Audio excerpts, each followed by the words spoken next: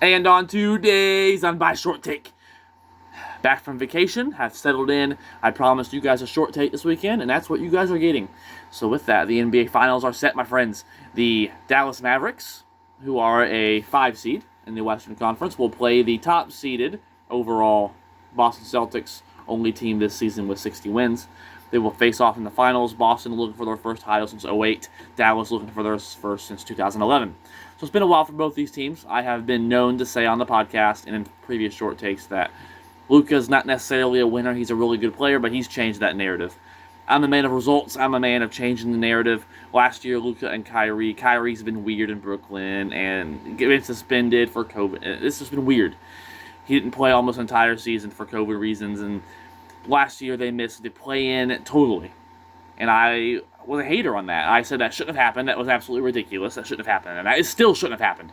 But they had a chance to go out there and change the narrative. Last year was a disastrous failure with them two. This year's been a success.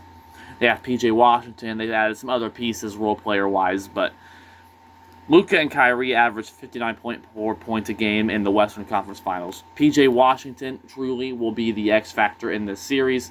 He shot 31.3% from 3 in the first round, then improved to 46.9% in the semifinals, and then back down to 25% in the conference finals from beyond the arc. So that's inconsistent, very definition of inconsistent. So it's literally went bad series, good series, bad series. Hopefully, for the Mavericks' sake, he has a good series here, because Luka and Kyrie have changed the narrative. They're in the finals. They have a chance to get a ring here and cement themselves. I think, really, truly, if Kyrie gets a second ring, he's an all-time point guard. He's already a Hall of Famer, but he'd be an all-time great point guard. Luka, he's an first-team, all-team player this year, all-star player. He's looking to get his first ring. That would cement him in the status as well. And then Jason Tatum.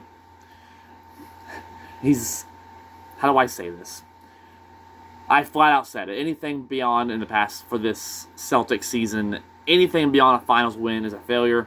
They have Jason Tatum. They're the only team. They have the best record in the entire league this year. They ran through the Eastern Conference at 12-2 record, beating the defending Eastern Conference champion Miami Heat. They beat the Cleveland Cavaliers and then the Indiana Pacers. All three injury-ridden, but I'm not using that as an excuse. As I've said, I don't use injuries as an excuse. You beat who's in front of you. I hate the Celtics, but they're simply beating who's in front of them. And now they have a 50-win Mavs team with Kyrie and Luka, like I said a minute ago, averaging 59.4 points a game in the Western Conference Finals. The question here is, does Dallas have enough supporting cast? And can Jason Tatum play consistently down the stretch? Late, they were able to do that in the Eastern Conference Finals versus the Pacers. They won 3 of the 4 games they won, being a sweep. 3 of the 4 games were close. And Boston was able to match Indiana and make plays late. And that's something they had failed to do in the playoffs in the past. So they're changing the narrative too. One of these teams will be crowned champions. One of these teams will go home as a disappointment, and the other one will change the narrative. I think there's more pressure on Boston in this series, in my opinion. They've already have a finals loss.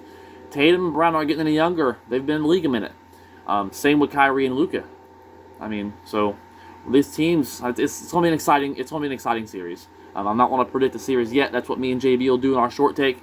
I'm just excited to see the series. Again, the Celtics have home court. So Game 1 is June 6th. If I'm looking at this correctly, I am. So the finals first Game 1 will be in Boston, June 6th, Thursday at 8:30 p.m.